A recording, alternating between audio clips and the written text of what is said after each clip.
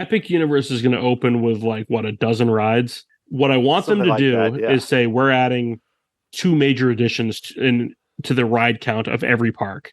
That's the intelligent thing to do. Now, what are they actually going to do? Oh man. That is Tim Grassey, and you're listening to the Tomorrow Society podcast.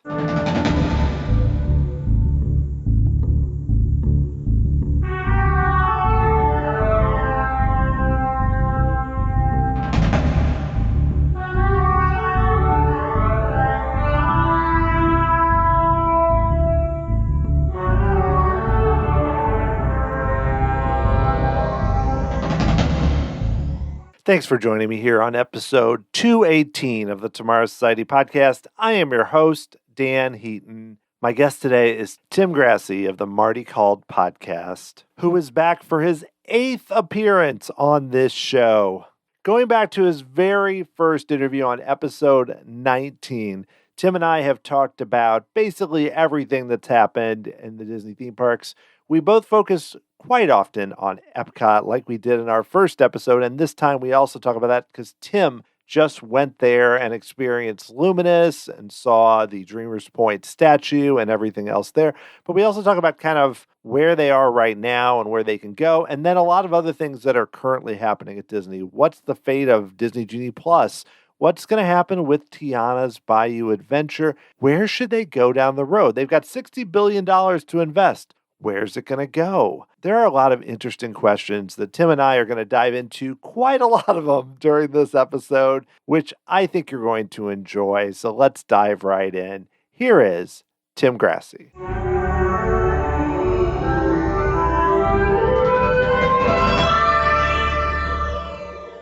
So Tim. Yes, present. Now that park reservations are going away and we're going to have all-day park hopping, is a Disney World trip super easy again? Is everything fixed? I doubt it.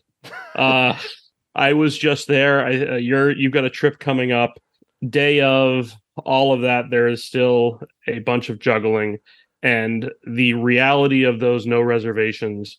Our assumption is that while there may be no formal reservations, if you want to use a line skipping tool, you will effectively be making a park reservation, because you will have to reserve attractions in advance, much in the same way that you did for FastPass Plus. That is my assumption. You know, I don't hate that, but I'm going to give the disclaimer right now. We're recording this the day after Christmas. Hope everyone had a great Christmas. And this is coming out in mid-January, and the way things work, I suspect on December 27th, Disney will probably announce a massive change to Genie Plus. But like we're going to look very bad in the next 10 minutes with whatever predictions we may have. This is a nice time travel episode to the distant past of late 2023. But you mentioned Genie Plus. And so there's me that kind of goes, like you said, I'm starting to plan a trip for spring break. And I'm looking at it going, because I'm already thinking, okay, what do I want to do in the morning? Okay, I want to do Slinky Dog, or I want to do, my daughter loves Test Track. We want to do that, whatever. I don't hate the idea of getting to book one in advance, but I'm curious for you, we can't scrap the whole thing. I would love to say we could. Is that the big change we need to see? Is that going to help for you too? Do you think that's something, because it seems like they're going to do it. It's just a matter of when, but is that when what and you how? need? I've mentioned this on my show. You're no stranger to this. Your listeners are no stranger to this, that the answer to how you ride a ride in Disney World has 4 different answers right now. You ride the standby line, you get a virtual queue, you have Genie Plus and you get a lightning lane, or you get an individual lightning lane, which is its own thing. I suspect that we will have more answers to that question. And those 4 don't actually cover everything. If you have a disability pass, that adds 2 more. If you have an attraction booked that gets shut down for any reason, you get a make good that is good for some things. And it is all remarkably confusing to the average consumer.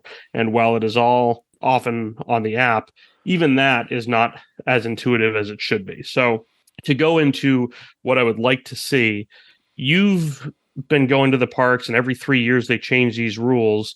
You've been to Disneyland when Max Pass was at its peak and when that was the primary thing as a add-on option to the paper fast pass. They said that Genie Plus was mirrored after that, and I kind of believe that. The problem obviously is the price point in Florida was never a thing that we were used to, and this really just adds 20 to 25% per day onto your ticket price. I've never been a fan of the advanced booking, but I think it's inevitable. What I would like to see is one advanced booking that can be unencumbered by anything else you do once you're in the park.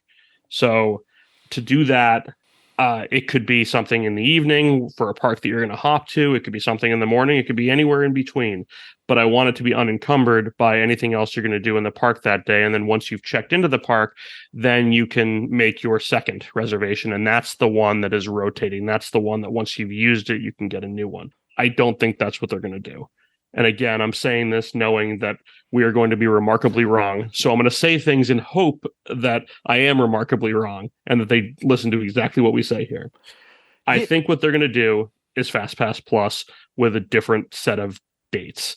So I asked this question. If they came back, let's say, you could book in advance, like, let's say compared to Genie Plus right now, no advance thing, variable pricing at Disney World if you don't, because you can't buy in advance. I mean, insane pricing at Christmas, but I get it. $39 a day? Yeah. I mean, for Magic Kingdom and park hopping. So if they just came back today and Bob Iger said, we've heard you, we're going back to 2019 FastPass Plus. However, we're going to charge you $25 a day to do an advance, or you can buy day of for $5 more or whatever. If they said that, a lot of people would be like, yeah, 3, and you got 3, and we do the tiers exactly the same. Is that better than Genie Plus? No, I don't think. I mean, this is personal opinion, mind you. Yeah. There are plenty of people that I've spoken with about this online, in person, that preferred the 3 advanced bookings. And whatever your touring approach is, I don't like to be locked into 3 things at a time. But at the same time, we've always adapted to whatever the rules have been. And what I anticipate happening is it'll be something that is more closely resembling FastPass Plus than Genie Plus, in as much as there will be more than one advanced booking, and there probably will be tiers. And what also wouldn't surprise me is if over and above that, they also retain the individual lightning lanes. So instead of those 4 different ways to enter a ride, you're now going to have 5 because of the tiers. And they talk a good game. Iger has said on several occasions that the cost of a Disney trip is too expensive, and they've really cut down the absolute bare minimum of those expenses, like the overnight parking cost at a resort. They haven't really cut out much else. And he's also been quoted as saying he doesn't control the cost of churros, but I think as a CEO, he could probably do something about ticket prices if he really wanted to. But the normal trend is if you have a revenue stream, you don't eliminate that revenue stream. So if guests are used to paying this, I can't imagine they're going to get rid of things like individual lightning lane or the cost component of Genie Plus in general. But I expect it to become probably more complicated, not less complicated, with tiers.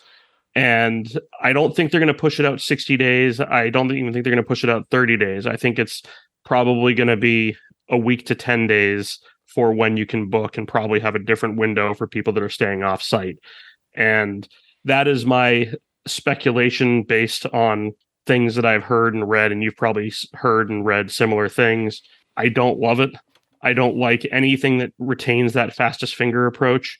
And I'm welcoming an upcoming trip to California next summer where when you enter the park, that's when you have access to the system. That has historically been the best approach and the most reasonable approach. Nothing is perfect, but for me, that's what I think makes the most sense.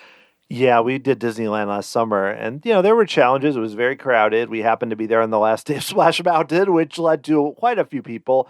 But I will say that the thing that did not stress me out was Genie Plus. I still thought about it, but I spent so much less time worrying about it because, again, it works so much better there. Yeah, we used it like if the rides didn't keep breaking, we would have done much better, Indiana Jones.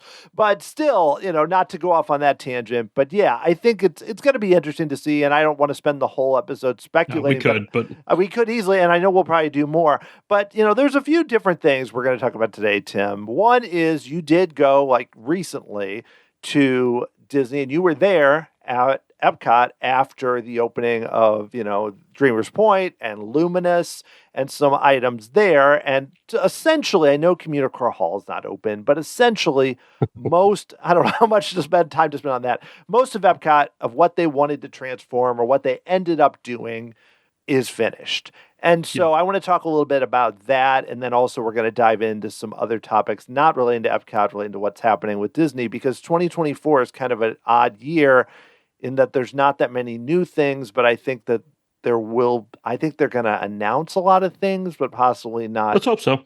Build. I'm trying to be optimistic. It's early January, but before we do that, about EPCOT, I want to play Tim, if you can believe it, you were on this show 7 years ago. In early 2017 was the first time you were on this show. I had less gray hair. Yes, I might have had more hair at the time. No, not really. About the same. I think I'm actually starting the balding look, so I'll ask you for tips on how to pull that off too. Do I pull it off? I don't know. More so than I would. I promise you that. I've had a lot of years to practice. Episode 19, and I'm going to play a short clip. This is just you talking about. At the time, we didn't really know each other, but you had written an article for Mice Chat about Future World and the theme of discovery back before the neighborhoods and everything. And so I want to play a brief clip just to lead us into kind of the way you were thinking. This is a very short clip. So let's get to here is Tim in 2017. If each park fails to have its own individual identity, then the concept of a theme park just goes out the window. So I presented the theme of discovery.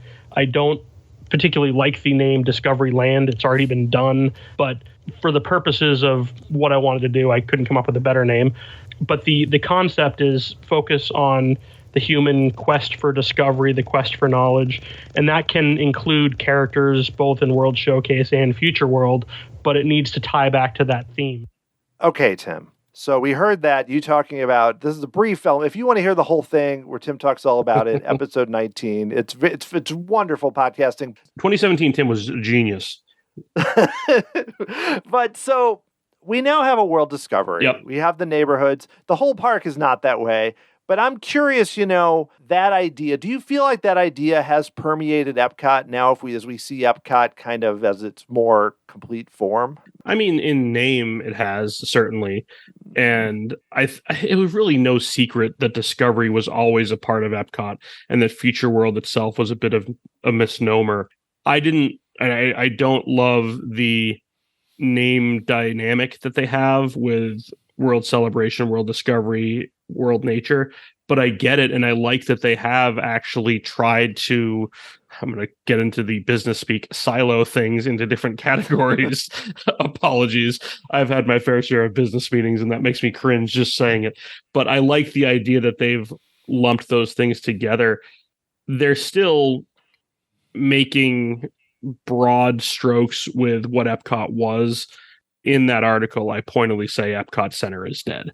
And I don't think that is really a leap, and I don't think it was a leap back in 2016, 2017 either. But there are still broad topics, and discovery is a very broad topic that you can touch upon as a theme for a park. And EPCOT, some of the new additions have done that. Yes, Guardians of the Galaxy is first and foremost a fun ride, and that is why it's in EPCOT. That's why it got built. It's tied to an intellectual property that is in itself fun. But there are components to it that are based on not even pseudoscience, just bogus non-science that do tie to real world components to it. They do reference the Big Bang in the pre-show and in the queue. They do talk about interstellar space travel, which is at least something that is in the probably not immediate future, but something that we have always been fascinated by as humanity. So all of that is relevant. Similarly, the idea of World Showcase is to discover the cultures around us. And I may have even said this on your show, that the idea of Ratatouille, when I look at IP, especially in a place like Epcot, if you were to take out the movie Ratatouille and just your sales pitch for the attraction is, all right, we're going to have a rat running through a French restaurant, and that's our way of talking about French culture. And this was a sales pitch for like 1990s Epcot. We're like, yeah, why not? We'd buy that. There's a level of whimsy and stupidity with that. There was plenty of whimsy in early Epcot. I think Ratatouille, from a thematic fit into that park, is better than probably half the rides there. At least the ones that have IP, certainly. It's probably the one with IP attached to it. I'm just now going through the roster in my head. Probably the best fit for an IP-centric attraction for Epcot. Yeah, not Nemo, not Frozen, not Grand Fiesta Tour. So yeah, I think I agree. Yeah, and I think of even at the Animal Kingdom with Pandora, even though you'd say, well, what, aliens at the Animal Kingdom? But if you just said, that's a great hey, fit. there's going to be these blue aliens, like no Avatar movie, blue aliens, and you're going to fly around, and it's going to be connected to nature and the idea of preserving nature. And I'd be like, that's great. And really, that one, you don't need to know anything because the movies don't directly tie, really. I mean, yes, they do, but not really. So that's the same sort of idea with Ratatouille. And that's where I think, I am going to experience Guardians in a few months, but haven't experienced yet. But I know the raves are across the board from Epcot Center fans. It's a great ride. There's no ifs, ands, or buts about it. It is a great ride. The only but I would say is that not everybody can do it because it's a thrill ride. And Epcot does not have a ride of that caliber that your average guest, not talking about your fanboys that love Spaceship Earth and Living with the Land and that sort of stuff, but just that your average guest would consume and love, that doesn't have a height requirement. That's the thing that Epcot is missing right now, in my mind. Yeah, that's a good point. Well, on the most recent at this point, episode of Marty Called, you described this version of Epcot. You said it is the best version of Epcot overall. So I'm looking forward to 7 years from now when you play that back and it haunts me. Oh man. So you said, again, I got the point, especially in the past 20 years, which I know you did eventually kind of narrow down. But to me, I look at like overall, I'm biased, but I wouldn't say 82. I'd say like 94. You're like late 80s, early 90s is the competition. Yeah, but I'm interested in your thoughts. I'm not here to jab at you because they have made some cool additions, but I didn't like saying it. I just thought it's the reality. I'd love you to talk about it a little more, just because I do think it's really interesting, because I think now a lot of people Epcot, I think, is very popular, but it's still kind of not looked upon as on the same scale as Magic Kingdom and Hollywood Studios in terms of by a lot of guests. So I'm just curious why you think this version seems to hit better than especially better than maybe 5-10 years ago. So attraction lineup matters, and you can certainly argue that, again, for Epcot fanboys, that the attraction lineup that included Horizons, Original Imagination, World of Motion was a better attraction lineup, even the Seas, even Energy. I think the way to look at it, though, is if you're going to go pavilion by pavilion, we certainly don't have the best version of an attraction at every pavilion. I think even Disney would acknowledge that, say, Mission Space is an inferior attraction to Horizons, or that the current version of Imagination is inferior to the original version of Imagination. But technological upgrades on animatronics and other things have made it so that at least it's been modernized. For me, the true nail in the coffin for Epcot was 2019 when Illuminations ended, and they failed to replace it with something adequate. Epcot Forever was an interim show. I did not like it. Harmonious was intended to be a far more permanent show than it ever was, but we all know that was kind of dead on arrival when they didn't build the festival center. Luminous is a safe replacement that, if that was what they originally did to replace Illuminations, I don't know that people would have been fine with it, but you get what happens oftentimes when Disney replaces something and then replaces it again is you get a little bit of complacency with that second, or in this case, third replacement, because at least it wasn't as bad as this. with Luminous, it is a good show. The problem is it will forever be compared to Illuminations. Once people realize that it's better than Harmonious, it's still not as good as Illuminations, and for that reason, I don't think it's gonna have a shelf life anywhere near as long as Illuminations. But that being said, it's a good enough show to have it not be a problem for the park. And what Epcot has done in their 5-year building of a park behind Spaceship Earth was modernize things. It has a very college campus, tech campus vibe that is a significant improvement above the concrete wasteland that was the center part of Future World. Let's not sugarcoat it. The center part of Future World was lousy. It was on like hot days. It was stretched nylon emanating from a pin cart, offering very little shade. And there was a fountain that, while again, the Epcot fanboys loved, the fountain itself was not anything overly special. It was honestly the entrance fountain, bringing that back, was far more significant to me than the removal of the Fountain of Nations. And I would have appreciated some sort of fountain replacing it, but the aesthetics in there are better. They really are. And that center part of Epcot, I don't know that it's ever been great. I don't know a year from now, 2 years from now, 7 years from now, how many food booths are going to be in there. But I suspect that's what's going to happen, that it's going to creep into there. But right now, the area is too new and has too much traffic to allow for it. But once Communicore Hall opens and they figure out how the traffic of the park exists, they'll find where they can put additional food booths and how functional the space truly is. But the other thing that you've talked about that I think every Disney podcaster has discussed, the best thing that they've done in Epcot in the last 5 years are those lights on Spaceship Earth. And they've presented new shows with them. It's akin to the projection shows in the castle or the Tree of Life. And it really has just added a nice energy at night. And extending that into World Celebration is fantastic. It really makes that area fun at night. And people complained about not having those LED lights in the pavement. It doesn't matter. This really is, it's an interesting aesthetic at night that is a significant improvement over what was there before. And that's why I said what I said.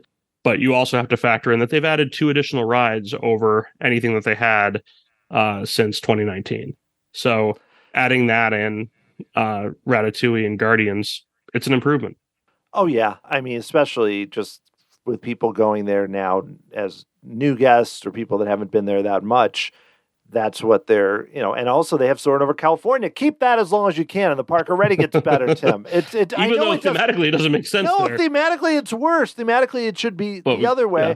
But I'm so happy to ride it. I'm like, keep it there forever. I don't care about that's weird for me to say. I don't care about the thematics, but sometimes it's just put in the better ride. That sometimes is that simple, Yeah. And that's how I look at it. Well, okay, so I want to ask you about Luminous. Before I do that, I have to ask you about the I'm not going to be crude. The Walt sitting statue. I'm curious. I'm assuming you took a picture. I'm curious about that. But did you shed any tears while you sat down and dreamed with Walt in Epcot? How was that? So, full disclosure, I was there on opening day, not really by design. I did not wait an hour and a half to get my picture taken with Walt on the potty. What? I did not do that. We actually hopped over there that day. We didn't start there. And we saw the line still there midday, and I was not going to wait for it. But you could also walk past it, and as the next guest was going up to take their picture, you could snap a picture of Walt sitting by himself, and that's what I did. That was my cursory photo.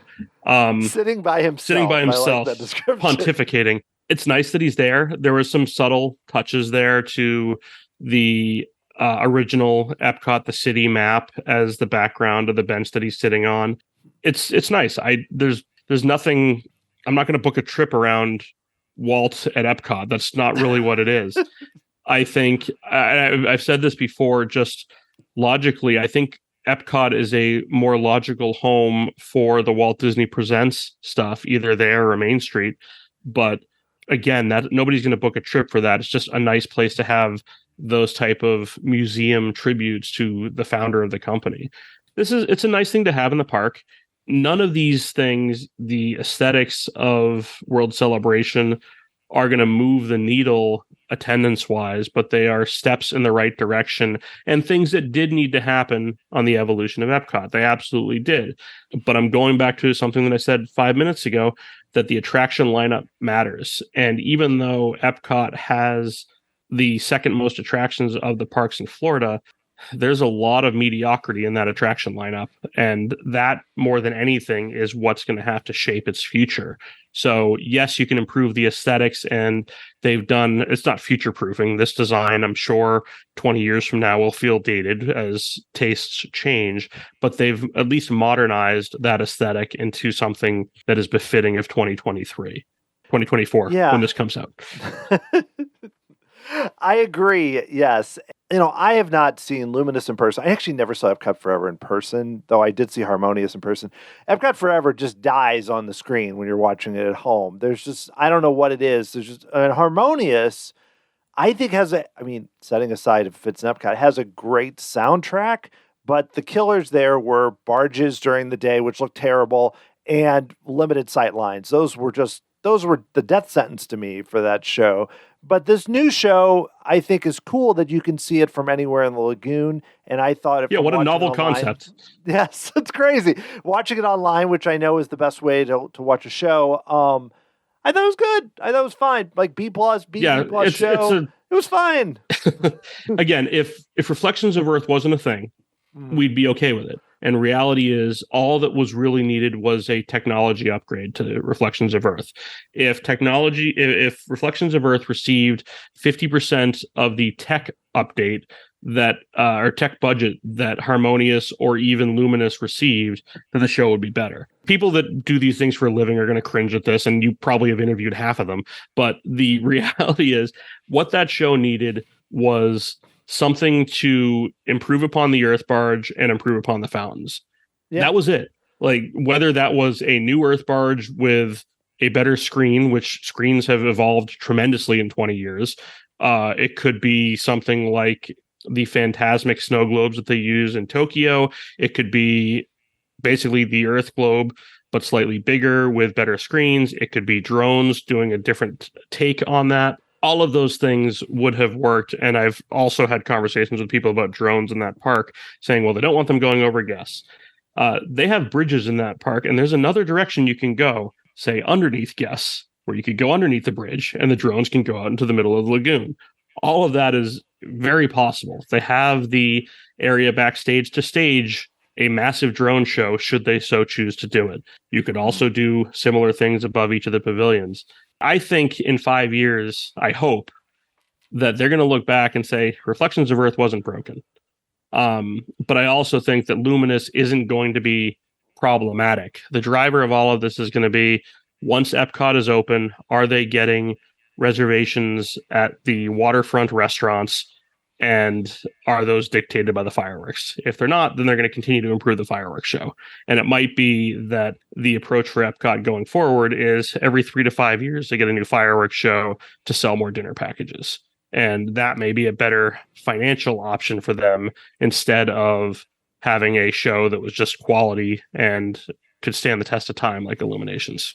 Yeah, and I talked to Don Dorsey, who was one of the main people behind Illuminations, Reflections of Earth, but he also was one of the main people behind Laserphonic Fantasy and New World Fantasy and Illuminations, the first Illuminations. And the impression I got from him was that he did not work on Harmonious, but the question I got from him is that each one, they learned new things and they found new things to do. And I'm sure that could have been the case with Reflections of Earth. I mean, that soundtrack on its own, I can listen to, and I mean, in a different way than Harmonious. Like I said, Harmonious or Happily Ever After have good soundtracks. They do, but it's not like Illuminations to me. It's just they're different. These are good songs. They kind of make you feel some things. Illuminations, it was just like, oh man. I mean, Rivers of Light had a great soundtrack. Didn't make it a great show. Yes, it did. I love Rivers of Light, but I understand that's not a opinion. Okay, I want to move on from Epcot, but I want to ask you one more question. This is a kind of a fun exercise here. So we're going to fast forward 6 years in the future. Okay. 2030. This is our time. You're playing a 30-second clip of me saying something stupid. No. This is I'm going to list attractions and just ask you a simple question. Are they operating in their current form in 2030? So you're just going to say 2030, okay. like yes or no. Is this? I mean, because and if I'm not talking about a minor tweak like a Figment Christmas sweater, I'm talking about a significant like a test track change that they've already announced. That's what you're talking about. Test track's not what understood, but like that's the level of change you're talking about. Yeah. So it doesn't have to be brand new, but it has to be significant. Okay. Journey to Imagination with Figment. I hope not. It better be no. It better have changed. Seas with Nemo and Friends. Same thing. And I actually wouldn't be surprised if that's prioritized over Imagination, even though it shouldn't be. They've been making some interesting tweaks to that pavilion, like some nice little upgrades that I've read about. Spaceship Earth. I could see the attraction being fundamentally the same, but an entirely new ride system installed. We've heard enough there about the ride system being problematic that they could have that be the refurbishment, but fundamentally keep it the same. But I am expecting a level of change between the Judi Dench version and the Jeremy Irons version. I think that will happen in the next 6 years. Yeah, 2030 is kind of interesting to me because I feel like if I said 2033, probably yes. If I said 2028, no. But I feel like, or 7, there's like this weird time frame. Okay, Disney and Pixar Film Festival. That thing needs to be demoed yesterday. That should have been done 5 years ago. I imagine that if they're changing Imagination, that everything is changing in that building. Impressions of France. Will we still have it in any form? I don't think 2030? So. I don't think so. I hate to say it. I don't think so. And I mean, I'm guilty of this though. I've in the last 10 years, if I've seen it 3 times, I'd be surprised. I'd put the over under at 2.5 for number of times I've seen it in the last 10 years. We didn't go in 2022, and I don't know. It's just going to depend. Am I going to be? It's one of my favorite shows I've ever seen. But am I going to be in World Showcase at 7:30 at night in that area? And I mean, in fairness, they're not making it easy. So, as an example, on our last trip, we walked into Awesome Planet because there was a show loading. If I was in the France Pavilion, and I'm going to be back there more often now simply because of Ratatouille and also ice cream, but Ratatouille, that if I see a show's going in a couple minutes, then I would absolutely hop in there. But that's the type of show that it is. It's generally not one that people plan around. It's is it loading in the next 5 minutes? Then I'll go see it. And because it has such a small window of time that it operates, I hope my true hope is that they actually get rid of Beauty and the Beast and they do a film upgrade across the board. And it's just a permanent, more befitting film. Yeah. And whether you call it Impressions de France or not, I don't know. But yeah, I hope they do that in China too, actually. I mean, not they announced it in China. Yes, they did. I've got the concept. Is that when they announced it, or 2019? I think it was 2017. I think you're right. It wasn't 19, I don't think. Okay, Living with the Land. I think that's staying as is. That's seen some life. Over the holidays, I've seen some waits there, and whether or not they're like cutting down throughput or whatever, but they put the lights on in the greenhouses. That has breathed some light. That's not good English, Tim. That has given that pavilion some new life. Not that the pavilion needed it with Soarin', but I think that stays pretty much as is. I think that has crossed the line. I remember in like 99, 2000, like with Imagination Horizons, they didn't cross that line, which was forget about sponsors. It becomes like, this is a Disney ride. This is a thing that Spaceship Earth crossed. And I think Living with the Land has crossed that now. I think we're good for a while. I hope so. Fingers crossed. Last one, Luminous. 2030. I don't think so. I think it could be. It wouldn't totally surprise me if it's still there, but I think this show has about a 5 to 7 year life. Yeah, I agree. Okay, one more question about your trip. Is you also rode TRON for the first time on your trip, right? And I have not ridden it yet, going to in a few months. What do you think about it? TRON is a fun ride. I don't know if it was definitively what the Magic Kingdom needed, and I'd have to actually put some serious thought into what it is that the Magic Kingdom needs besides capacity, but it's a fun ride. I don't think it's too short, which is one of the many pitfalls of experiencing an attraction exclusively on YouTube. I think that, and I mentioned this on my show, that it's not too short because I believe if it was longer, it would be too intense for most Disney guests and be prohibitive for most Disney guests. It's a solid attraction that's going to get hurt from like a guest opinion standpoint because Cosmic Rewind exists.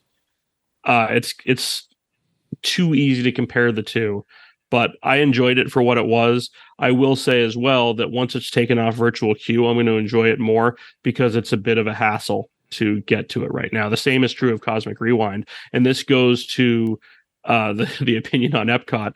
Once Cosmic Rewind is off virtual queue, EPCOT is a better park because it is substantially easier to get on the attraction once it's off virtual queue. You don't have to plan your day around it. Oh yeah, I part of me just wants to. I mean, this Disney shouldn't hear this. Part of me, it's like $17 is what it is now, which I think it'll be. It's 15, it's 20, whatever. I get to the points with these types of things where I'm just like, with like a virtual queue, I'm like, I might just pay the money. I don't. I get it. Like there's a convenience level that's absolutely the case. Yeah. So a quick side rant, and we won't have any more of these on the show. I promise. Never. Our family's touring plan is dictated by my autistic brother, who not only has his favorites, but those favorites have to be done in order. And Jungle Cruise at the Magic Kingdom is the first attraction that we typically do. When we were at the Magic Kingdom this trip, we started there 2 days. And both of those days, we had early virtual queues for TRON, and we had to start at TRON. And thankfully, he did well with that. But those two attractions are nowhere near each other. And what we ultimately did is, I think the first day, it was just 3 of us going over there in a group of 7. And then on the second day, it was only my brother and I going over there. Really, it was just you're separating your group to experience it. And I imagine that most people that are traveling with a family, not everybody is going to ride it. So that is something else where, I mean, I know that my 75-year-old parents, they're going to look at that. Similarly, I've got a 4-year-old and a 1-year-old, and they're not going to go on, and they're not tall enough to ride it. Right. So those types of things, and the fact that it's so far isolated, make it a little bit tougher to plan your day around it. That shouldn't be a factor, but because of our opening conversation about Genie Plus and all the various ways that you ride a ride, it is a factor. So I think once it's taken off virtual queue, and again, I say this hoping that I'm dating myself and that they've changed these things in January, I think it makes the experience that much better. The ride itself is a solid ride. I think it's a nice evolution. You can graduate into levels of roller coaster in the Magic Kingdom, and now there's 5 of them. And none of them are like Velocicoaster level or like your Six Flags Giga Coaster, Hyper Coaster level, but it's a nice graduation that they have there. So, yeah, I'm going to go with my daughter, and it's too bad Rock and Roller Coaster's closed because I had her convinced to go on that, and then I read the next day that it was going to be closed for 6 months.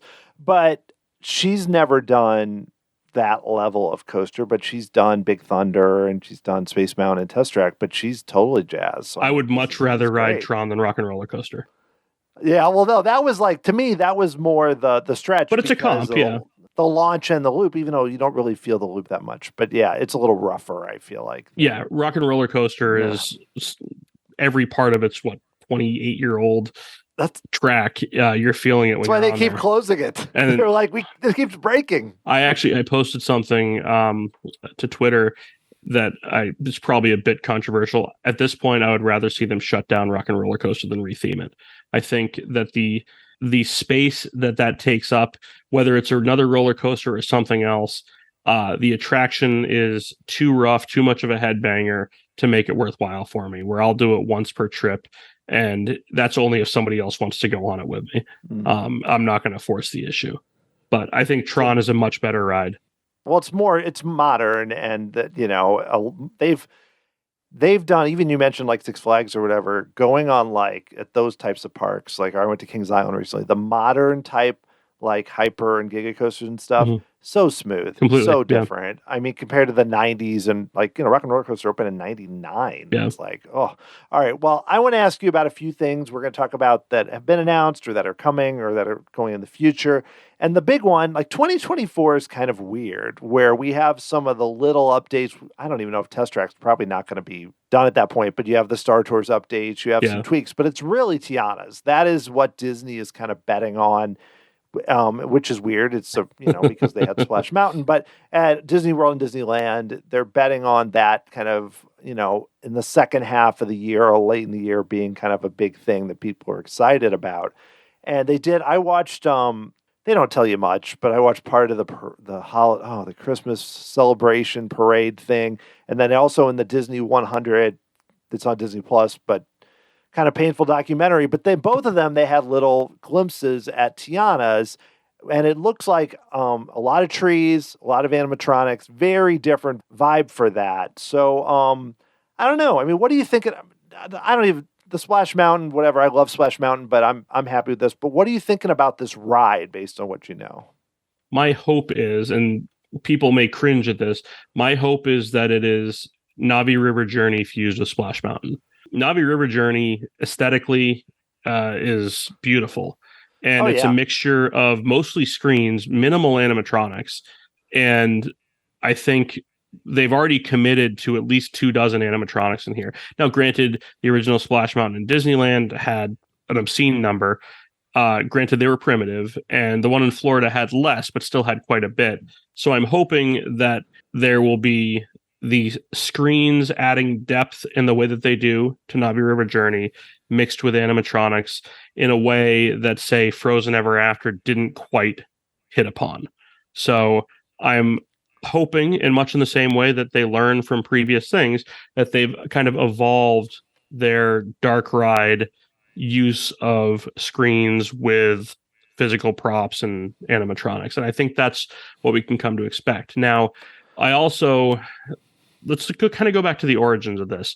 There was an online petition pushing for Disney to remove Splash Mountain in favor of Princess and the Frog. And then Disney responds pretty quickly with concept art saying, hey, we've actually been doing this. And they did this while the parks were closed during COVID, if I'm not mistaken. But in true Disney fashion, they announced it well before they were really ready to do it. But I think this was something that was legitimately gaining traction. And they're like, hey, you know what? We can put this narrative to bed right now by putting out a piece of concept art. And I think this has evolved since then to something bigger than what they were originally planning. And I think they recognize that they can't mess this up. So I am cautiously very optimistic about what this is going to become. And this is coming from somebody that I believe has 3 Splash Mountain posters currently on display in my house. I loved Splash Mountain. I thought it was a great attraction. But one of the things that made it a great attraction is something that Disney doesn't do anymore. And that's build those 10-minute plus attractions that are very well paced, etc. If they had said that they're knocking down Splash Mountain and replacing it with a Tiana attraction, I would be a lot less optimistic about it. But because we know that the footprint of the attraction, the layout of the attraction isn't really changing, they've got a great framework for doing this. So I am very optimistic about it, and I hope they don't disappoint. Maybe I'm holding the standards and my expectations are too high, but we know the lead Imagineer on this is Charita Carter. She was heavily involved in Mickey and Minnie's Runaway Railway. That attraction, I think, gets a little bit of a bad rap because of what it replaced. I'm a big fan of that attraction, and I don't think we're going to get something obviously stylized in the same way, but I like the pacing of that attraction. I think it's a well done attraction, and I'm hoping that what I want is that Navi River Journey Splash Mountain hybrid, and I think that's what we're kind of best case scenario expecting. I am a huge fan of Navi River Journey, and I know it's too short, and I feel like it needs a little more, but I love that ride. It's one of my, when we go, that's one of my top priorities. I mean, beyond Safari and Everest, I love Flight of Passage, but it's up there for me. And I mean, granted, I just listed like half the rides in Animal Kingdom, but still, it's, it's a short list. But family friendly, doesn't have a height requirement, and those are big things. Now that I have kids, I'm aware of it. Yeah, great music. Yeah, for kids. Oh my gosh. My daughter asked for it. I don't remember what she had a funny way of asking for it too. Was trying to say AWA, and I'll ask my wife later on, and I'll message you what it was. Not relevant to the podcast. Oh, you're leaving him hanging. I know. But just killer pod. Too, Frozen Ever After opened in Hong Kong, and at first seemed to be the same, but it's not. Yeah. I talked to Seth, who was on that, and he said the drops longer, the animatronics. I knew the animatronics were better, but they look better. There's more stuff. There's more effects and everything. And I look at that. First off, if listeners have tuned in to listen to me, go back and listen to the Seth episode. It was a much better episode.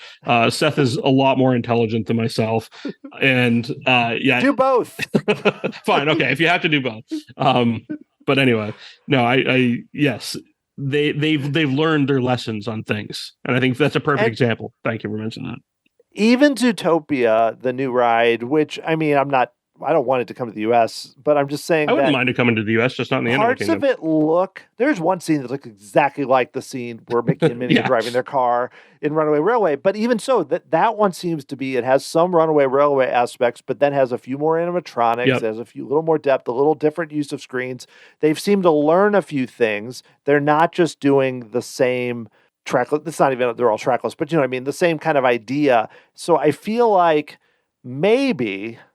a little optimistic, they're starting to kind of figure out what is our style of dark ride, or what is our style going forward, where it's not so screen-based, it's not just animatronics, it's like a mix, and Universal's figuring out their thing, but I feel like Disney's still trying to figure it out. I mean, Rise of the Resistance is one thing, but there are other attractions how they do it, I guess. So Disney is guilty of this, Universal's guilty of this. When they have a new trick in their playbook, they often beat it to death. And I'll say that with some semblance of examples. The mapping of Cinderella's castle, the mapping of the Tree of Life, they use that projection mapping tech probably to a point of overkill. And then they realized, hey, what if we use this to actually supplement a fireworks show as opposed to being the main thing? Then it enhances something as opposed to drives it. And then they looked at it. All right, out in Disneyland, we can use it in Snow White as a way to accent this attraction and improve something that, hadn't been really touched in 35 years. And then they've since changed Snow White again. But still, the idea of learning how to best utilize some of this tech is, all right, let's create the cool thing first, and then we figure out how to use it. And then we kind of hone it in. And that's where you mentioned Rise of the Resistance. In a lot of cases, that is truly a combination of some of the best things that they've done over the last 20, 30 years and putting it all into a single attraction. And I think they even sold it with some similar type of pitch, like this has everything in our bag of tricks. But yeah, to that point, I think that Splash Mountain was a fantastic ride. The reason it's being replaced is very clear, and getting into commentary on that is largely irrelevant. I think having the framework that was that attraction, the great flume, the great pacing that was in there, and adapting a new story to it gives us as fans a significant reason for hope. And hopefully we see this even open in the late summer. I think that's on the table. I'm looking forward to it very much. Yeah, me too. And I actually think that now that the outside's kind of starting to get built, I think that looks really interesting. Well, looking further ahead, one of the more frustrating things for me is when Disney just refuses to announce anything for Animal Kingdom. And they just keep... I mean, I didn't love the idea that they were kind of throwing out there. I mean, I thought Moana seemed okay, but the Zootopia, I was like, And I know they might bring that into the Tree of Life. I think that's pretty well confirmed. But they put up the concept art. I mean, they announced it, so as much as any Disney announcement is confirmed. I just like, have they built anything?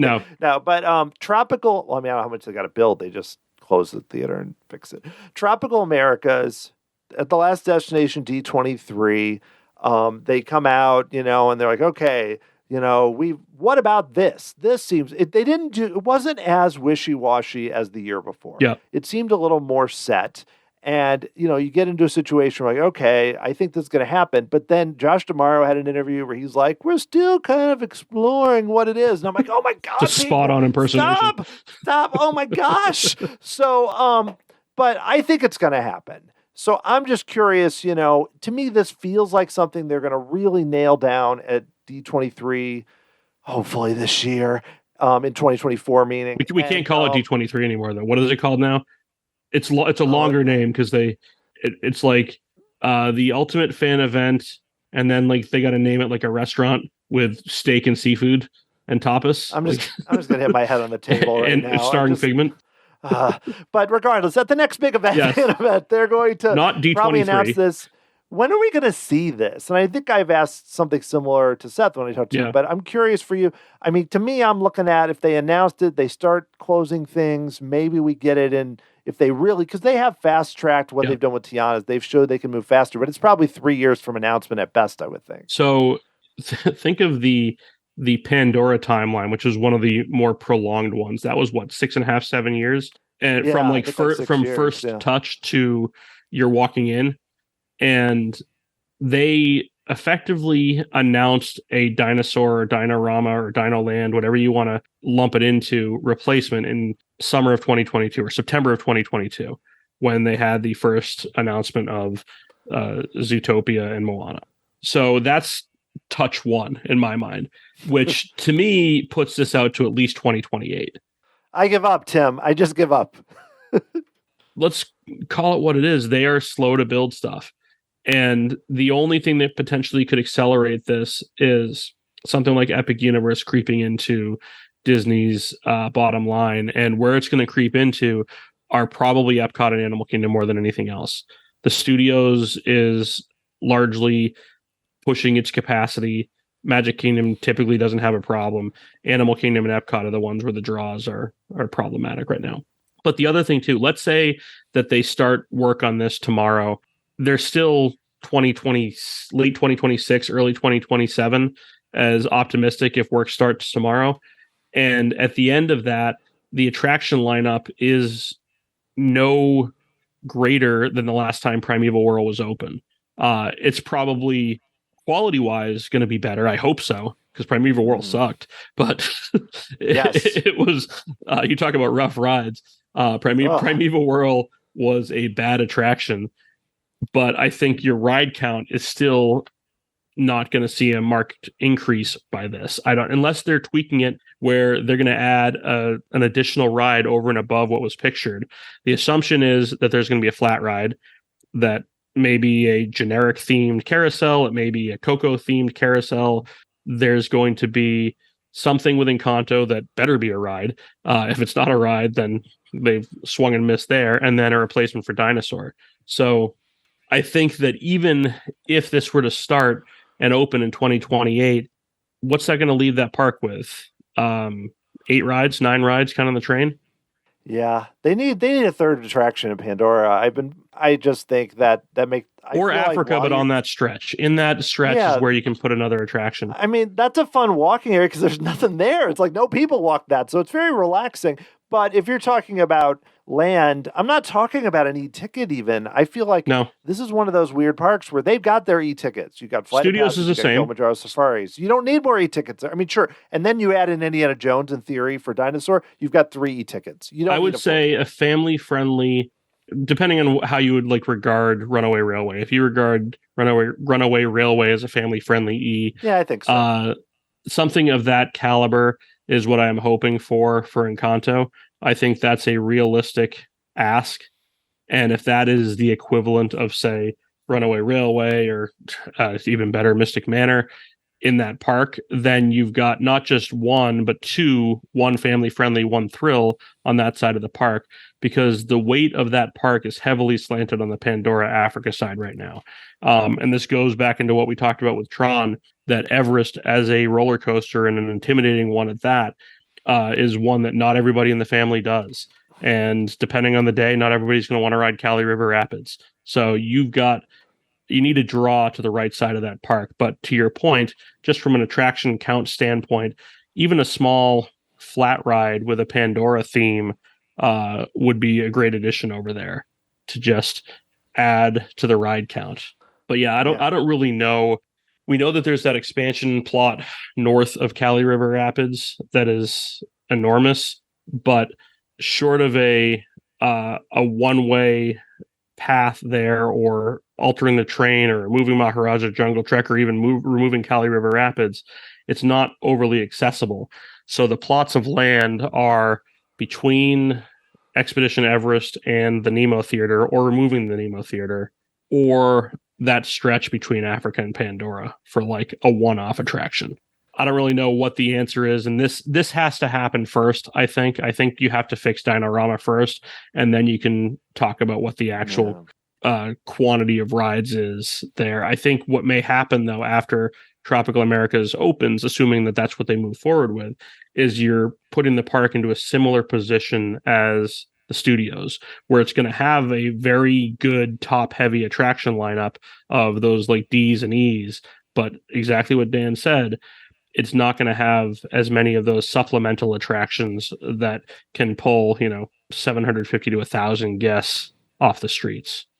I'm curious too to talk about the other half in half. There's worldwide resorts, but Disneyland, because we haven't really mentioned it, but it does relate to Tropical Americas, and that is Disney's announcement again of this $60 billion investment in the next 10 years, which sounds incredible and is a lot of money. But if you include things like some of the updates like Fantasy Springs in Tokyo, and you include potential more updates in Paris and other parks, it might not be as much we think, but I think Disneyland is going to get a lot of that. And they're also kind of working with Disneyland on their Disneyland Forward, where you can really dream by looking at, there's a website where they just have a bunch of this could happen concept art. And that's also related to Bob Iger and what he said about sort of announcing Avatar. And then they said, it's going to be a DCA. And then they're like, no, it's not. And it was kind of weird. But I'm curious, for your thoughts on, I mentioned like 12 different things there, but just looking at Disneyland, and I know that I believe we will eventually see this Avengers ride, given that they again talked about it, but that's probably still a few years out. But where is this all going to lead to? Are you thinking we're going to get a third gate? Are they just going to really build out DCA? Because I feel like the Disneyland park is probably not where you're going to see a lot of this investment. To tie this back to Tropical Americas and the announcement to that, I think something needs to be acknowledged that Bruce Vaughan came back to the company. And I historically have not really heaped praise on him, and perhaps that was misguided, because I do think that he was materially involved in Tokyo, which is one of the most beautiful resorts in the world. It's not one of it is the most beautiful. I guess you could argue that Paris aesthetically has some of that, but the parks themselves are the two best parks in the world. He came in and there was probably mutual interest, but I suspect that if he thought Disney wasn't going to spend money or have exciting projects in the works, he wasn't going to bother coming back to that, because this is a guy that was let go, that was photoshopped out of the Pandora picture. They need to put him back in, though. I checked. He's not back on that, but there's 3 people that understand that reference. But if you're trying to sell somebody on being a creative to come back to Disney, Villains is a great sales pitch, saying, hey, we're going to work on a Villains land in the Magic Kingdom in Florida. What can you do there? And then having a blank canvas adjacent to Disneyland is another great sales pitch. And whether that becomes Villains or anything, any number of other ideas, that's a way to capitalize on things. And if we're going to hatch it up where $60 billion is going to go, I think you're going to see more of it going to California. I don't really know what form Disneyland Forward is going to take. The stretch of land that they have is not organically designed or logically designed to be like a single theme park.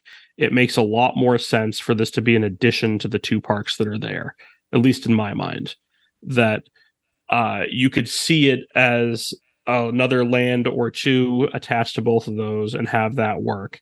It's a blank canvas, or could be a blank canvas, which is remarkably appealing. I think what you're likely going to see, at least in the Disneyland side of things, is Villains in Florida and the Magic Kingdom and Villains in Disneyland.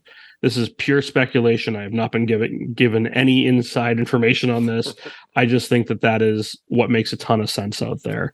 But they showed some pieces of concept art that I really think was just placeholder type stuff, that there's nothing really like they can show a picture of the mountain from Wakanda and really get people excited about it. Whether that happens remains to be seen. There's also the variable in Florida with regards to that spending of, are they actually going to be able to reinstate Reedy Creek? What is truly going on there? Are they really hamstrung, or is this all for show? I am of the opinion that more spending is going to happen in California right now. And the direction of that, I think it's going to be additions to the existing parks. If they're going to build a third park out there, I actually expect it to be on another location. They had a Strawberry Field property that they talked about a while ago, but I just don't think that's imminent. I don't think there's a stateside park imminent for 15 years. Yeah, I don't think so either. It's so weird to think about how Universal, before even we talked about Tropical Americas and some of these changes we're talking about, Universal will likely open, from what they've said, the Texas Family Park, the Halloween Horror Nights, and now a UK park, probably park. Before all these other things. And Epic Universe. They're going to have, three little, it's like, I don't want to make this about Disney versus Universal, but it just shows how different things are moving. But I do agree with you, a lot will happen in California. And I even think, obviously, part of this is going to be whatever they end up doing, that attraction, the King Thanos attraction, with how much they spend and with complicated ride systems, you could probably just chop out about $400 million or whatever out of that, $60 billion for that or whatever it is. And that's not all stateside. That's right around the world. It's cruise ships. So 60 billion sounds like a lot of money. I don't know if you did a financial breakdown on this, but I've seen. I did not. I've seen. I think everybody else did, except you and I. It's a lot of money, but it's not so much that it means that we're getting, 6 new e-tickets per park or anything like that. There's been a lot of building, or there was a lot of building from 2017 to 2020 in Florida. There really was. You could look back at how much was built during that time frame, and it's on par, at least from an attraction lineup standpoint, as to the original building of several theme parks. Maybe not Magic Kingdoms, but probably any other stateside park short of Epcot. Magic Kingdom and Disneyland, obviously. But right. And I also think, too, that from going to California, and it was Memorial Day weekend, but it wasn't, it was crowded, but I wouldn't call that the most crowded days of the year. But those parks draw a lot of people. And even DCA was crowded, where those people that were wandering the parks could do more things. Mm-hmm. So I think there's more room there. Where Florida, even just you see, they're finally back to offering. They have a dining plan. They got discounts. They seem to be struggling. We're past the quote unquote revenge travel phase.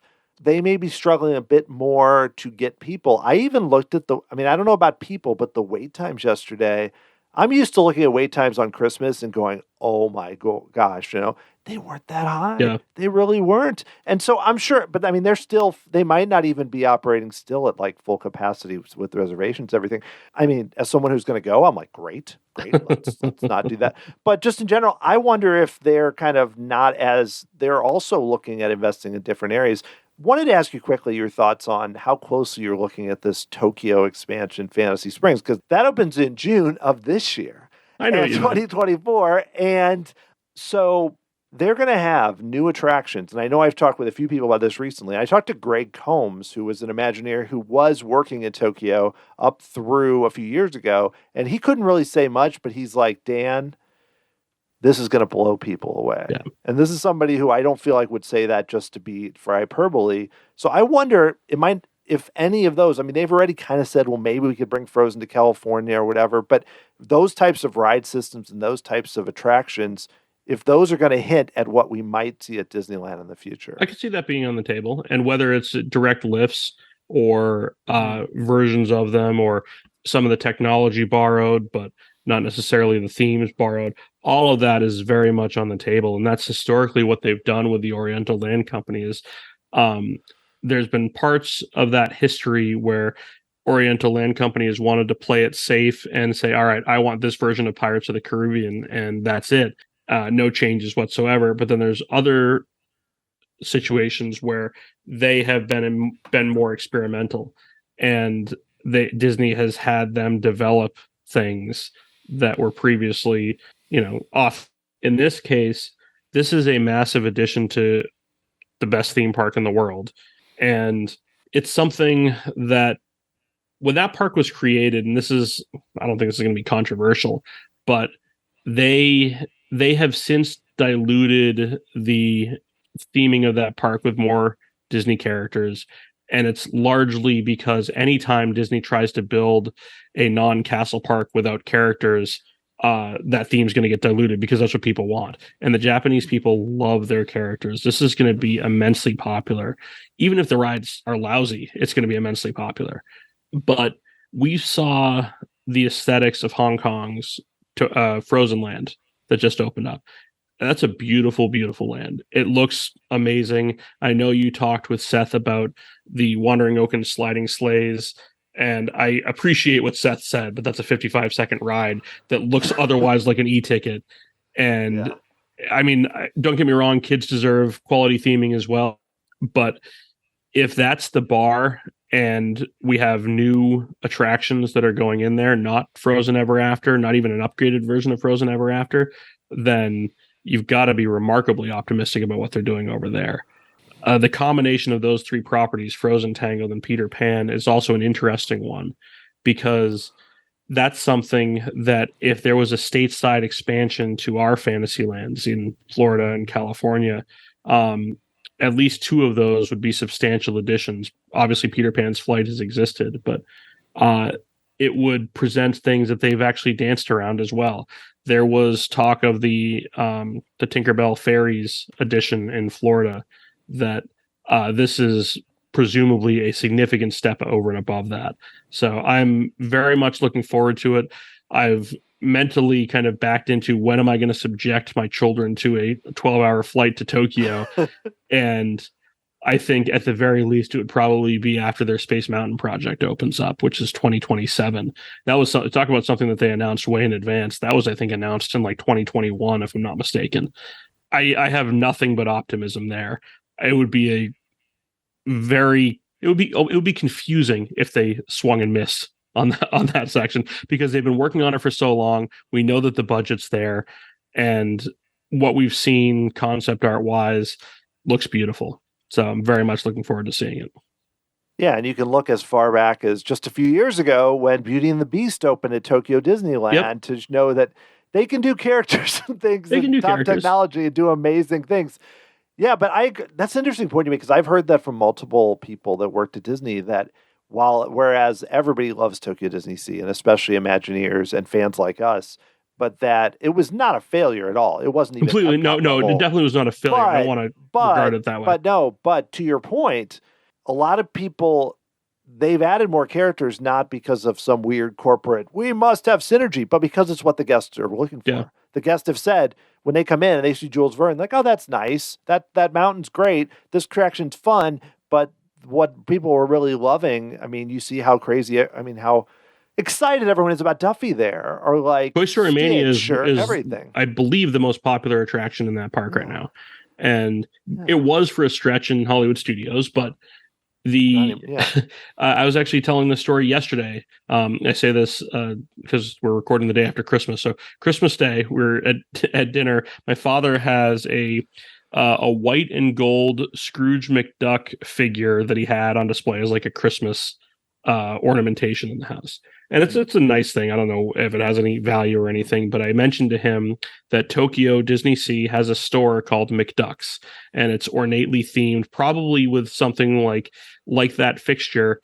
And there's no Scrooge McDuck merchandise anywhere in that store, because the Japanese people couldn't care less about Scrooge McDuck. But you could find a shirt with like a bedazzled stitch on the back, and that's what sold. And I was looking around the store trying to find something for my father who loves Scrooge McDuck, and there was nothing in there. What I could have done is like ripped off one of the fixtures and given that to him instead. But it is very interesting. It's a different dynamic in that park, but that is absolutely a culture that loves characters, loves the cuteness of those characters, and this addition will be a great addition to that park.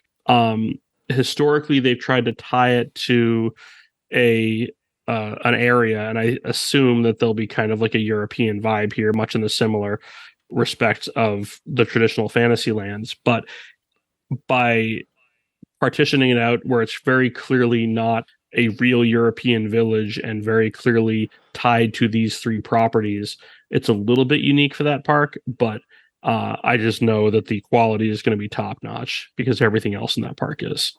Yeah, I agree. Well, Tim, I think we could just sit here and talk about various topics for hours and hours and hours. But before we finish, I'm going to ask you a fairly fast round of somewhat silly or odd questions, if that works for you. I mean, they're not that silly, I promise. They're just a little silly. But, okay. So, Tim, if you had the ability to either bring back Disney's Magical Express or go back to free FastPass Plus exactly as it was in 2019, which would you choose? Free FastPass Plus? Huh. Well, yeah, free meaning not just FastPass Plus with the current fees, like how it was in basically back 2019.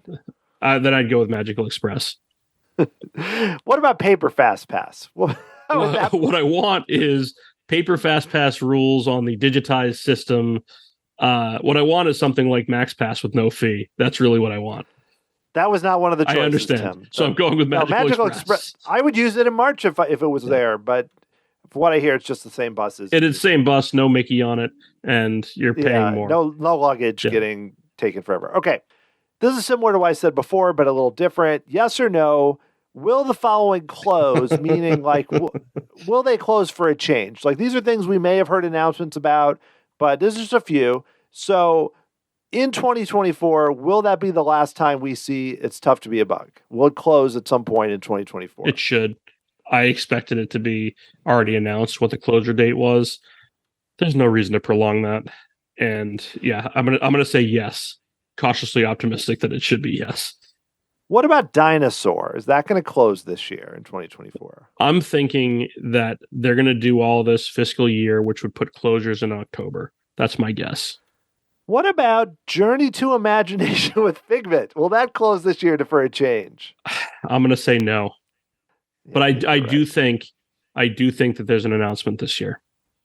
What about a thought experiment? Will there be a thought experiment about imagination this year? Are you implying a Inside Out tie? Is that what you're going for, or what? No. I was actually referring to the 2022 D23 Expo. The lazy approach. This is just a thought experiment. What you want? Right. Here's what you want: is you need Chris Beatty to go out on stage talking about imagination, because that at least he gets the budget approved, and then somebody comes out and like changes the idea entirely. That's the approach that you need. Rock and Roller Coaster has another big refurbishment happening. I think it's just mechanical. Is there any chance that that somehow this is their way to swap out Aerosmith? I mean, we thought this last year when it was down for 3 months. And I think during that 3-month window, there were accusations made against Steven Tyler. I mean, anything there is possible, but I believe that the intent going into this is to improve the mechanics of that attraction so that it's more reliable and that there are no thematic changes planned. That is my assumption. But that being said, if the source material is problematic or deemed to be problematic, and that is resolved in the 6 months that it's down, then yes, it could see a change. But I think it's just going to be mechanical, and it'll reopen as the traditional headbanging attraction that we're used to. Yeah, it's easier for Marvel to get rid of an actor for films coming out in 3 years than it is to swap out an entire ride. Yes. I will say that. All right, so 2024 I'm calling it the D23 Expo. Yep. That's what I'm calling it. What's a bold prediction you have for a surprise announcement? Something we haven't addressed during this podcast. Okay. All right. Let's see. You're gonna give me some time to think, and then you can edit all this out, because otherwise, this is off. It's gonna be killer pod. Let's see.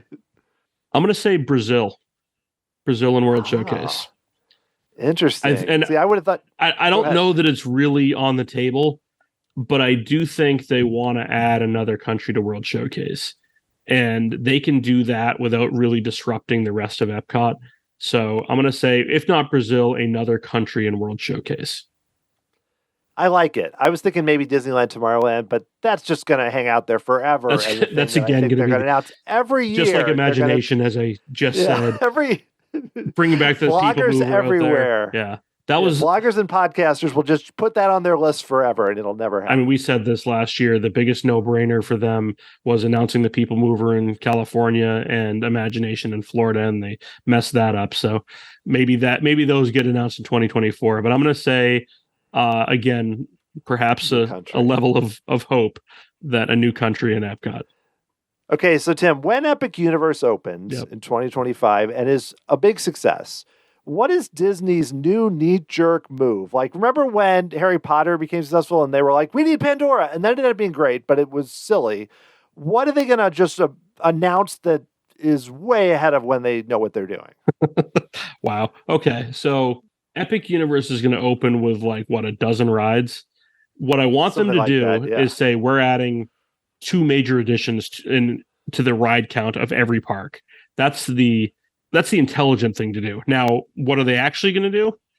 Oh man, I think it's probably going to be chambering the Tropical Americas announcement. I think that's probably what it's going to be. That they'll give the details on that, and they'll be a little bit closer to it. But with Epic Universe opening, they will have.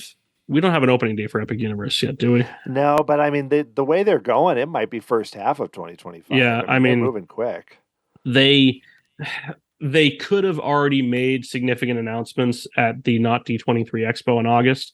So I don't know. I think they may also be saving stuff back. I mean, when Islands of Adventure first opened, this is your quick response, and you're asking me to be quick, and that's just not really realistic. That's okay. When Islands of Adventure first opened, there were plans to do a lot more. That's when Project Gemini existed. I believe that's a timeline. There was the competing, was it Fire Mountain and Bald Mountain projects that were supposed to be on the table, and then it just kind of crashed and burned. I think there's a level of delusion that Epic Universe could crash and burn. I don't know that that's realistic, but I think that might be existing. The safe bet is that they haven't fully announced Tropical Americas and they've greenlit it. I think what is probably going to happen though is we get a lot more details on Villains if we don't have it yet. The Villains Land in the Magic Kingdom. That's such a broad scope of things, and they could say there's 5 attractions coming to a Villains Land, and that buys them a lot of time and a lot of fan equity. Not to go too far into Epic Universe, but you just look at all the different interesting ride systems and interesting, I'm not even just saying IP, but the fact that they're just leaning so much into Universal Monsters and the fact that they're going to probably, things like that, they're going to have to do crazy good rides, or the Donkey Kong ride with the jump track. I'll ask you this question. It's my turn to flip the script here. What are you most looking forward to at Epic Universe? I mean, Alicia does such a great job. You need to have her on the show. No, I've asked her multiple times. She doesn't respond.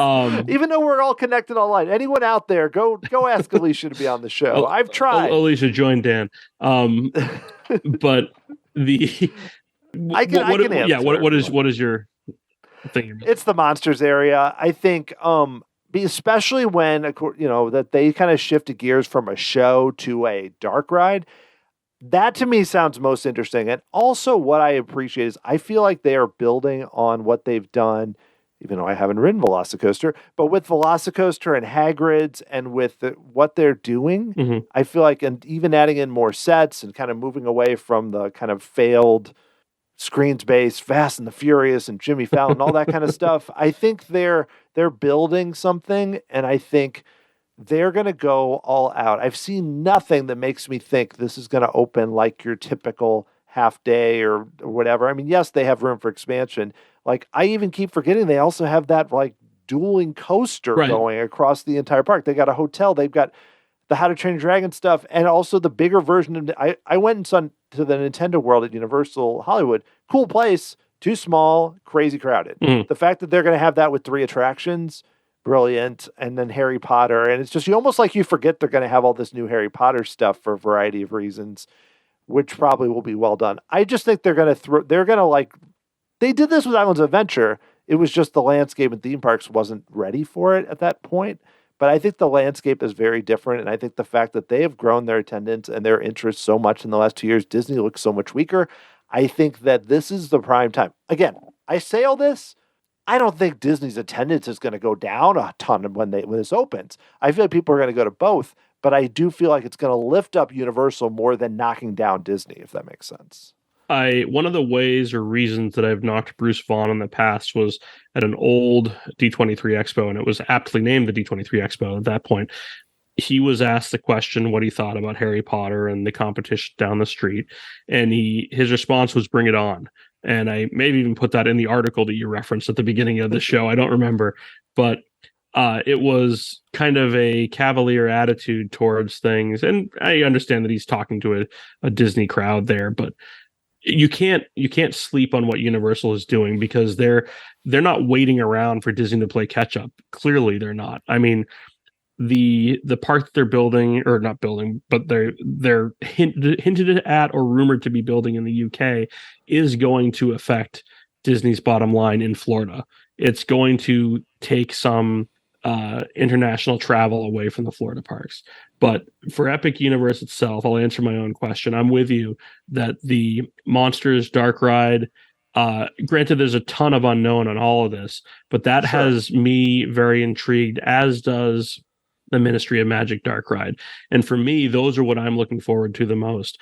The concept of the Donkey Kong coaster, while interesting, I think that may be more of an aesthetic for the land than the actual ride experience being. And this is pure speculation again, because this doesn't exist anywhere. But I just think that that's how it's going to shake out. And unfortunately, you and others have soured any excitement that I would have for Mario Kart and the Yoshi attraction coming to Florida. So I haven't experienced them in person, but I liked Mario Kart as an attraction on its own. I thought the physical sets are beautiful. It's much more physical than it seemed. The two things for me were, one, it kept breaking. So we had an early access ticket and we spent most of it in line because it broke 3 times and we were in line for the whole time. And then it was crazy. The other thing is the gameplay is really weird. Yep. But I think I was a little more positive. It's just I only rode it once and I stood in line like literally 30 feet from the ride vehicles for 30 minutes extra before we got on. And that does impact it, because it's like you come out and you're like, oh, all the people found the land. But I think if the Yoshi ride, if they had the ability to put the Yoshi ride in Nintendo, that would have helped a lot. Because again, my wife gets motion sickness, couldn't do the Mario Kart ride. There's no other rides. If you have a slow moving ride like that, that changes it a lot, and the kinetics. But the thing about it is I feel like it's a park where, depending on the day, I can learn something new about a certain land or part of it and get excited. And that's what's cool. It's not just there's going to be one cool land. Mm-hmm. It's that there's going to be 4 or 5 cool areas. And I know it's Universal, the ticket prices for that. I mean, they're already going up. I mean, it's going to be a lot, but I think it's going to be really interesting to see how it impacts that resort in Florida and a lot of things. But Disney, I think, is still... I don't think Disney is as dumb as they might seem in public. This is the most endearing way of complimenting them. I think they know they do surveys and all that. I think the main thing is probably going to be that their slower pace of construction, if that starts to hit, it's killer. They may all of a sudden start announcing more opening dates, and things that would take 3 years will take 2.5 or whatever. They may just try to push it forward, but it's going to be really interesting regardless of what happens. Well, Tim, I'm going to end here with 2 questions that have nothing to do with Disney, but they're very important.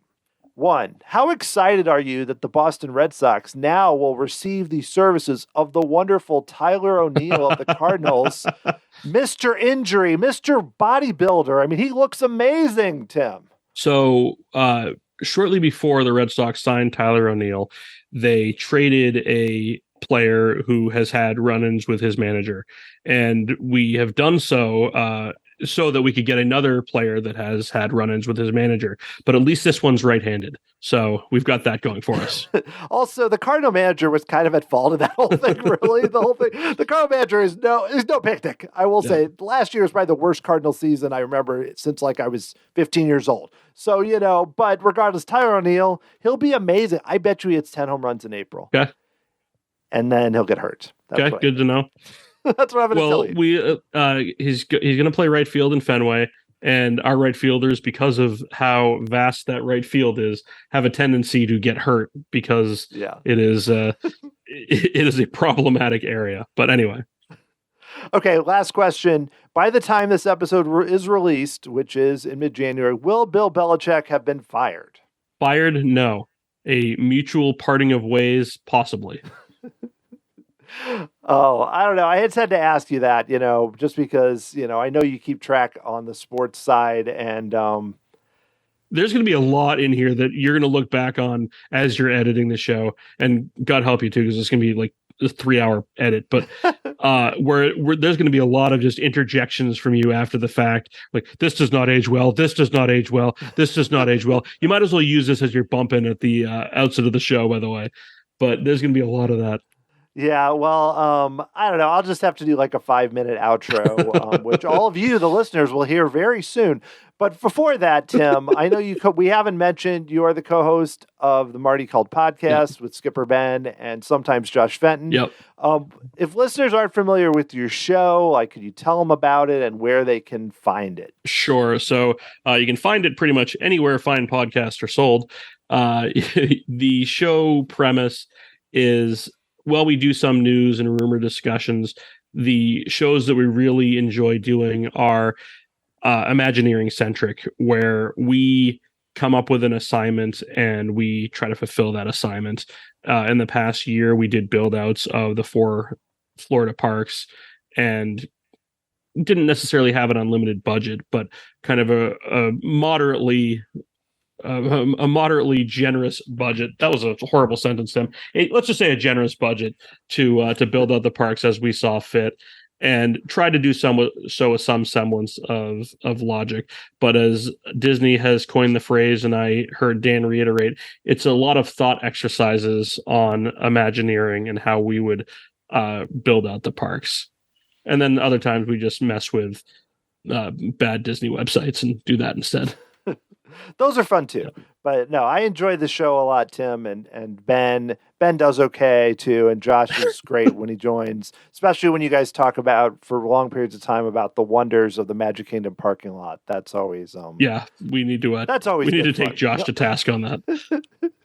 But regardless, this has been fun. And, it's funny where we were probably an hour and a half or so of an interview. And I feel like we skipped like 12 topics. Actually, I'm looking back at your topic list and you gave me a lengthy one. And at the outset, I said, we're not going to touch on all these.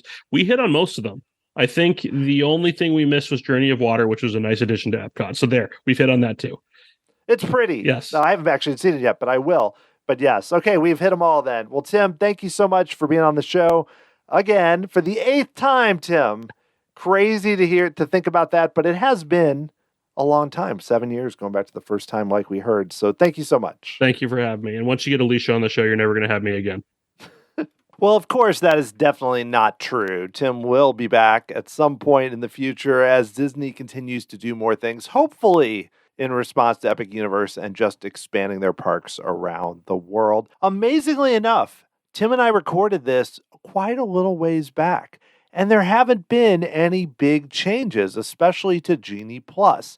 Yes, we now have all-day park hopping like we talked about, and they've made a few announcements, like they did announce that Country Bear Jamboree is closing officially at the end of January, and then will reopen in the summer. So unfortunately, I will not be able to say goodbye once again to Country Bear Jamboree, but I'll say hello at some point in the future to the show. But yeah, nothing that I really felt like I have to cover here because it was mostly what we expected. Yes, they did announce free dining and additional discounts. So that is something that is cool and does signify that they are going back to kind of how they approach things pre-pandemic, where they have more discounts and dining and use all the different levers to get people to go to the parks, which for us as guests is not a terrible thing. But I'll be curious to see how things roll on, especially, I'm going to Disney World in March. Will there be any changes to Genie Plus before that? Because obviously we'll need to know a bit in advance in order to plan it. Well, one thing I'm going to start doing here at the end is briefly giving, I've been trying to catch up with a lot more different podcasts and check out channels on YouTube and just expand where I look. And then also what I'd like to do is mention those to you. Now, this is pretty easy. You should listen to the Marty Called podcast. It is on the adult side, meaning that I wouldn't listen to it with small children, probably. But for the most part, it's like what Tim and I, how we approached it right now, is a lot of what they do. They do more armchair Imagineering. They will have episodes where they dig into something very specific. But overall, if you liked this episode, I suspect you will like the Marty Called podcast, and at least should check it out. They've been around for a while. They typically do shows about once a month, sometimes a little more frequently if there is Disney news or if they go on trips. I really enjoy the trip reports. Despite them being quite long, you really can't go wrong with a really good Disney trip report. What more can I say there? But check it out if you're looking for something different. And like I said, it's not for everyone, but I think if you like this show, there's a good chance there's definitely some crossover appeal from the two shows. I did want to mention one other thing that I just watched. It's a video from 2 months ago on YouTube. And it's a channel I wasn't really familiar with. I know they're very big, so this is not a small channel. Ordinary Adventures is the channel. I mean, they have over 360,000 subscribers. But they did this video a few months ago that I just watched called Star Wars Galactic Star Cruiser, The Full Story. And it's a 4-hour video. I never went to the Galactic Star Cruiser, and I have not seen something that gave me a better idea of what it was like to be there, and is shot well, and, good footage, takes us through every step of it, takes us through multiple storylines. They went 4 times. So they did, we see the Resistance side, we see the First Order side. I thought it was awesome. So you can easily go on YouTube and search for that. I mean, they're a big channel. They go to all types of theme parks. I just recently found out about them. And I don't know if every video would be on this scale, but if you are curious what the Star Wars Galactic Star Cruiser was like, this is probably the best place to go. And of course, if you would like to check out past episodes of the Tomorrow Society podcast, go to tomorrowsociety.com/podcast with an S at the end, or just search back in your podcast provider, whether it's Apple Podcasts or Spotify, or even if you listen on YouTube, which people are starting to do. All the episodes are there. We're talking 217 past episodes with podcasters, Tim 7 times, also Imagineers, authors, all different types of guests. It's been really fun to do this show. I would love to spread the word about some of the past shows too, because there's a lot of good stuff there. If you would like to help support the show, there's a bunch of different ways you can do so. One is to become an official member of the Tomorrow Society through Patreon. I recently started making this a weekly show, and that is going to continue throughout 2024 and hopefully beyond. One of the things about that is it does take a lot more time and effort, and there's no ads or sponsors or anything currently on this show. So if you'd like to help out, go to patreon.com/Tomorrow Society. You can get access to some really cool perks. Or you can just make a one-time contribution. Say, hey, Dan, I want to buy you a Dole Whip. A lot of podcasts do this. It's like, buy me a coffee, whatever, buy me a drink. This is the same sort of thing. It's just a one-time contribution if you don't want to commit to Patreon. Go to tomorrowsociety.com/Dole Whip to learn more. And that makes a big difference, and I always appreciate it, really, seriously. Anything, I understand how challenging it is out in the world out there with the economy and everything else.